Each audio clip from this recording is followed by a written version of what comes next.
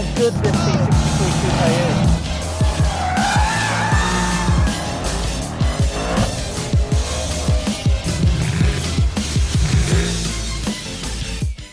Hey, welcome back to RBR everyone, and today we're looking at that mid-size performance SUV that you may have heard on the bated breath of petrol heads as being the hottest new SUV on the block. The car that takes the winning formula of the Giulia Quadrifoglio and applies it to the ever popular mid-size SUV range. And it is Alfa Romeo's brand new Stelvio Quadrifoglio. So it all began with the late boss of Alfa Romeo, and that was Sergio Marchionne. And the man is basically a legend in the car industry, although he's passed away, for the revival and the turnaround of Fiat and Chrysler and now Alfa Romeo. And he had a very focused vision on what the rebirth of Alfa Romeo would look like. And he wanted a specific team for it. So he poached Roberto Fedeli from Ferrari. Now, Mr. Fedeli has quite the CV. He's responsible for cars like the 599, the 458 Speciale, the F12 Berlinetta, and even the LaFerrari hypercar. Yep. And that wasn't where it ended in terms of the Ferrari alumni. Mr. Fedeli brought across Philippe Krief, who now is the product development manager at Alfa, and Mr. Fedeli is the chief technical officer. And Mr. Krief is responsible for the chassis development on the awesome 458 Speciale.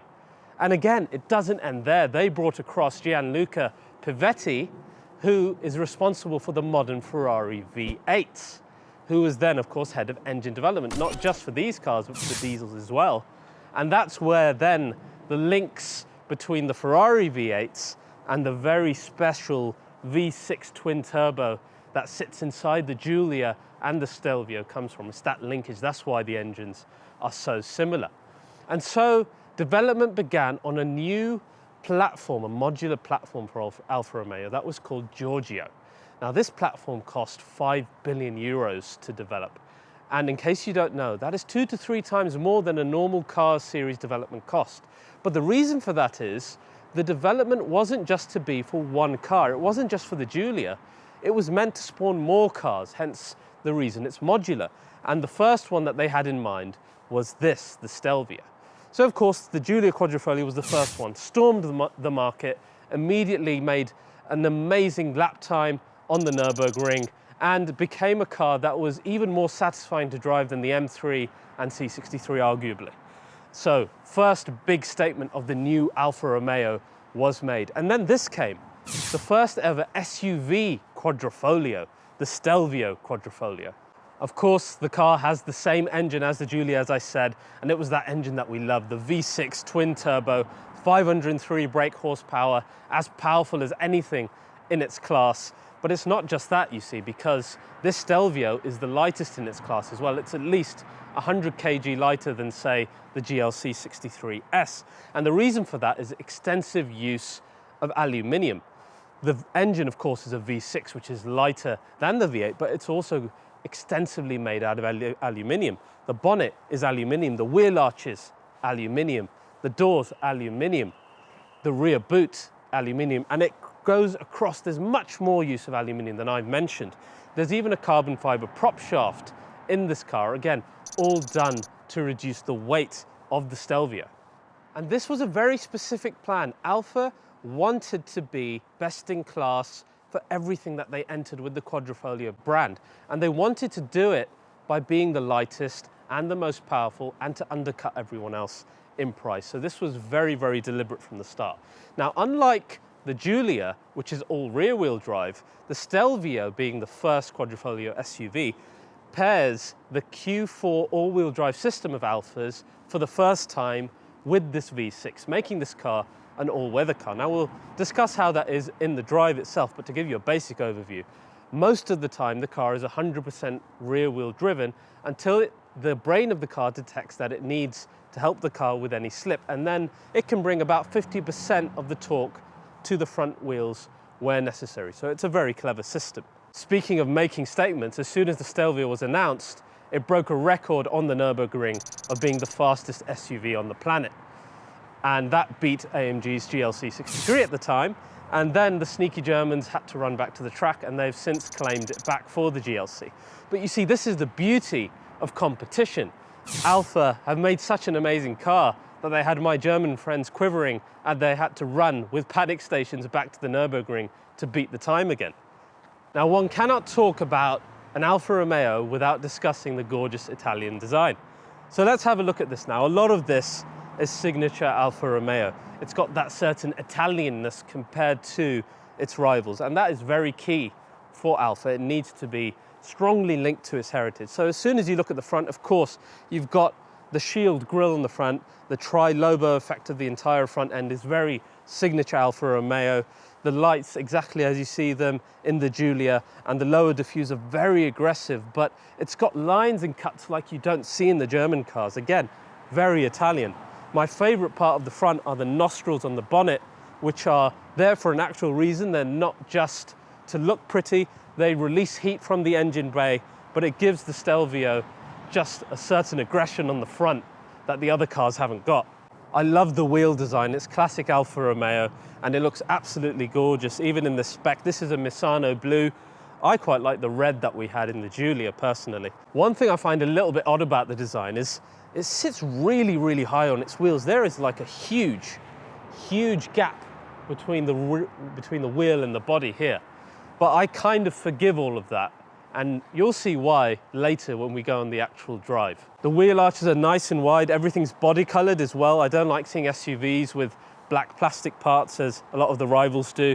And you've got quite a sleek profile on the side, and that same type of roofline like you find in the Giulia, which is nice to see here.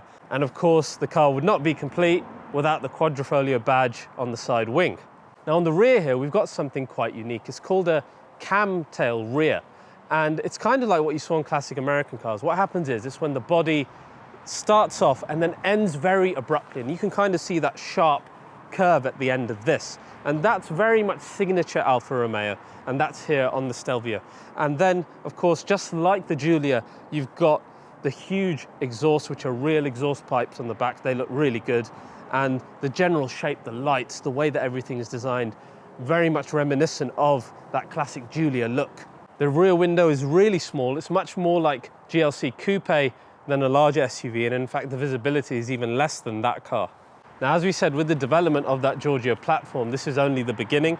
We mentioned in the Giulia review that a coupe is much wanted after we've all seen how awesome the Giulia sedan was, and that's only going to culminate with the arrival and success of the Stelvio.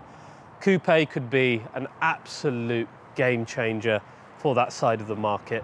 There's nothing like having great competition in the fiercest side of the market, so I cannot wait to see what Alfa do with that. Now, let's head inside. Let's have a look at what is essentially very similar to the Giulia, but I want to show you a few of the little differences and also what this sounds like. So guys, if you've seen my Giulia Quadrifoglio review, this is all going to look quite similar because it is very similar to the Giulia. However, there are some structural differences here in the Stelvio.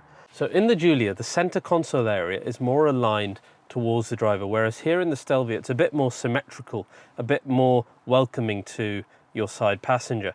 And similarly, the top dashboard here, while it looks very similar, the actual carbon trim is a completely different shape, and the top of the dashboard comes very straight here in the Stelvio, and it gives more of a kind of SUV look, if that makes sense, because everything's a bit higher, it's a bit more upright than it is in the Giulia. The Giulia kind of sinks down like a sports car.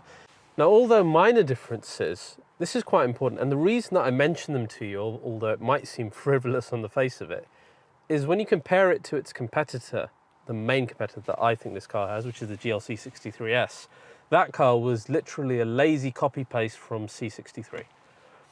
And as I said in my review, that really, really annoyed me. I'm glad that the Stelvio has its own touches to set itself apart from the Giulia, because although similar, it is a different animal to the Giulia, and we'll see that later. Now, it's got my favorite bits from the Giulia, mainly this steering wheel, which I absolutely adore. It's just the right diameter, it's flat bottom. The single piece aluminium paddles are probably the best I've ever handled in the car industry. They've got such a lovely click feel to them, and a lovely metallic feel rather than a lot of the crappy cheap plastic stuff we get from premium manufacturers these days. I love having the start button here, very kind of Ferrari-esque. Everything here is really quite easy to use and understand. It's a nice steering wheel. And of course the driver's zone, part analog, part digital, very clear, really beautifully done in my opinion. I'd love to see Alfa do a full digital screen. I hope they do that one day. The other favorite bit of mine that was also in the Giulia we tested are the Sparco full carbon seats. Just take a look at how bloody gorgeous these seats are. They're absolutely awesome. They're just the nicest seats I've seen in any car to date. Just the sheer amount of carbon fibre makes a petrol head just quiver at the knees. It's lovely. There's a lot of use of Alcantara, again, which I am a fan of, all over the interior. The only parts of the interior that I think give a cheap feeling that a lot of reviewers have talked about is the normal plastic that isn't leather covered, and it's kind of this lower dashboard area, the lower part of the door card, and maybe some of the switchgear, but this is really nitpicking in my opinion, because generally the ergonomics of the interior, like this area, the gearbox, the DNA, is spot on. I love the DNA controller. A is for efficient driving or slippery conditions. N is for normal driving. D is dynamic. The D is your sport mode. It makes the shift times quicker. It makes the revs hold longer. Then of course you've got the lovely race, which opens up the valves, turns all the safety systems off, and allows you to try and kill yourself. But it's really easy to use. And then you've got the suspension button in the middle, which is really simple. You can put on the soft suspension even when you're in dynamic, or all the way into race mode, which is lovely to have as an option. One lovely option in this, and again I'm going back to GLC, is that you get a full ginormous panoramic roof, which you can probably see from there as well. It's huge and it works really well. The sunroof opens as well. You get lots of light in the cabin, which is great because in the back, as I said, this is quite coupe shaped, so it's nice to have that airy feeling with the light coming in. Then we come on to Alfa's infotainment system. The way I would explain it is if you look at kind of iDrive or Mercedes Command from previous generation, those are the kind of features you're getting in here. So radio works perfectly well. You've got all your usual Bluetooth stuff. Navigation is as you would expect it to be. But one thing that this car has over, say, the GLC, which uses that old command system, is you do get now access to Apple CarPlay and Android Auto, and it ups the game a little bit for this. Generally, I don't honestly miss anything from my GLC in this car. I'm being completely honest with you. I've done a lot of miles in the GLC. Using the Stelvio has been as easy for me. It's not the best system, but it does everything that its competitor at the moment does do as well. I would like to see this improved. A slightly bigger screen might work. I like how it's kind of framed within the dashboard rather than being a separate thing. That's quite nice, but it's an area for Alfa to definitely work on. I'd like to see a bigger screen here and a digital screen here. I want to see them tackle that and really nail it. Generally, I feel the interior is pretty much on par with GLC in terms of eventfulness, but I think it's a notch below, quite significantly below Porsche Macan. But I like this. I disagree with a lot of the press out there who think that it's just not up to standard. I'd be very happy in this, having done 15,000 miles in a competitor car. But enough about all that. Our favorite bit now, let's get this car started. I'm going to chuck the car into dynamic and let's see what it sounds like on startup. So not the most eventful startup in the world, but indeed, if we give it some revs.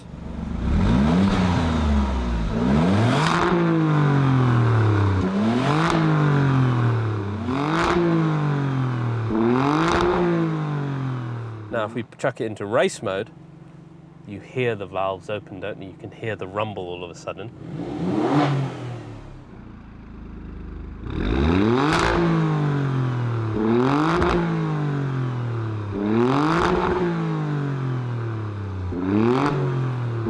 It's very angry, it's very kind of Ferrari F1-esque. I like the sound of the revs. There's no pops and bangs and that kind of artificial stuff.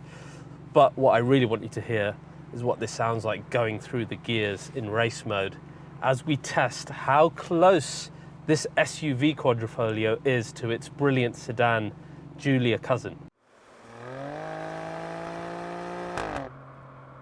It's hard not to talk about the engine straight away because it's such a highlight of this new generation of Alfa Romeo performance cars.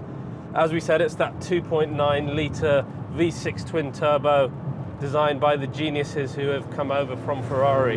And it's just a really, really characterful engine.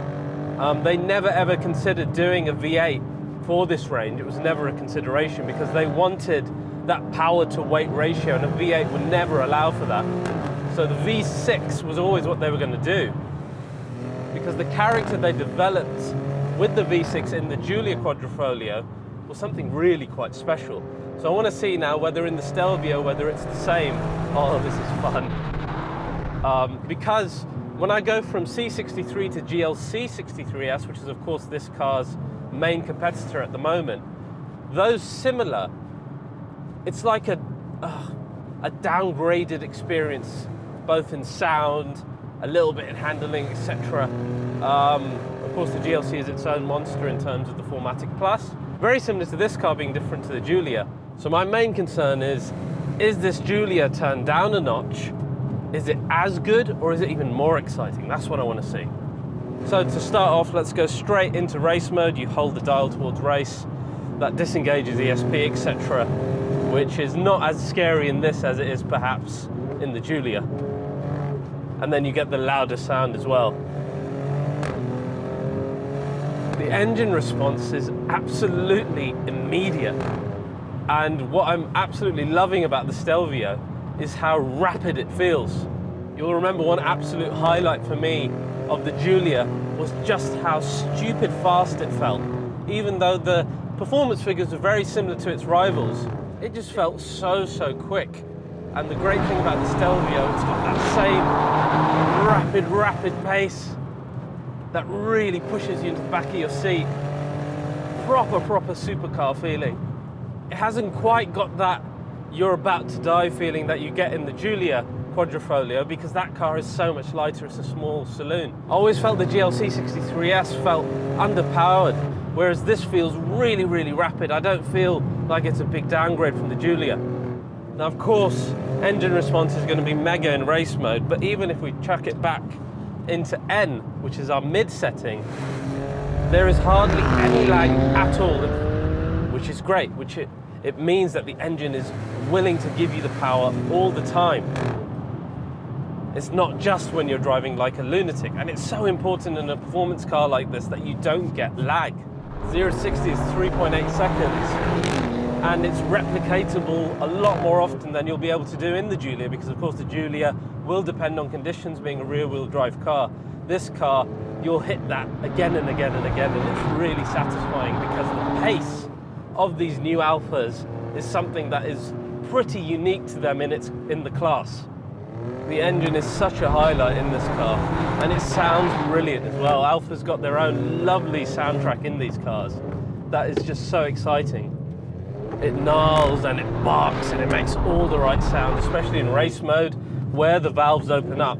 It's not so much in dynamic, which I will show you in a minute, but race is like, it's as good as the Giulia, whereas like the C63 is just louder than the GLC, it's just a fact.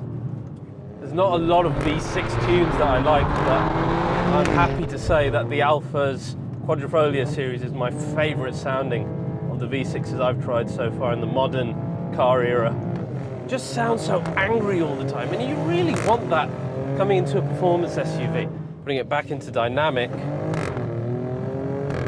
It sounds good if I'm using the manual shifters, but the valves don't open up like they do in race mode.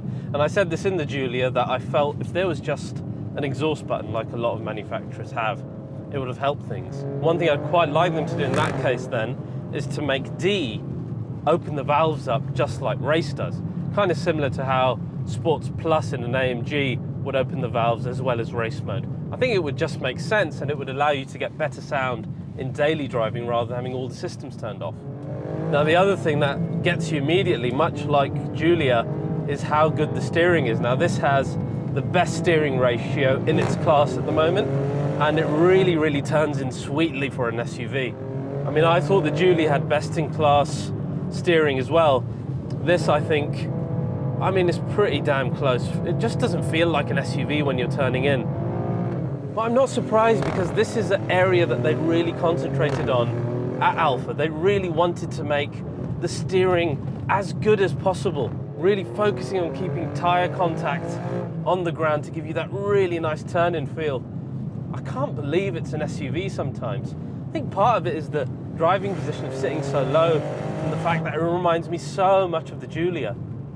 And the feedback in steering is just flipping brilliant as well. And this is where it really, really shames the Urus, because the Urus just did not have good steering feedback at all. And that car relied very heavily then on its rear wheel steering, where this, it turns so well. Excellent. Now the handling of this car, because of that steering, is brilliant, but it's not just that. Power to weight ratio, as we said, best in class. That's also going to help. And just the way it shrinks, it feels like a little hatchback, a really fast little hatchback. You kind of have to pinch yourself. You're like, are you sure I'm in an SUV? And you realize, yes, you are, just one that's been created by geniuses. Now you're going to feel like I am once again repeating myself from the Giulia review, because this car is so similar to that, and that's a great positive. But it also shares the one negative I had about the Giulia on performance, and that is the braking. It's just too mushy. That's the technical term for it, mushy. And it is that wire-by braking system, or Alfa call it this new IBS system that is there specifically. It's the one thing that kills your confidence. The speed is brilliant, the engine is brilliant, handling, steering, so sweet. It's just the braking that numbs the experience a little bit. But as petrol heads, when we're driving fast, we get used to how a car reacts when you're braking. So that kind of initial unease that you have with the braking fades away into the background as you're driving. But it is something I would like to see them improve in the future. Now, I've been using Race a lot.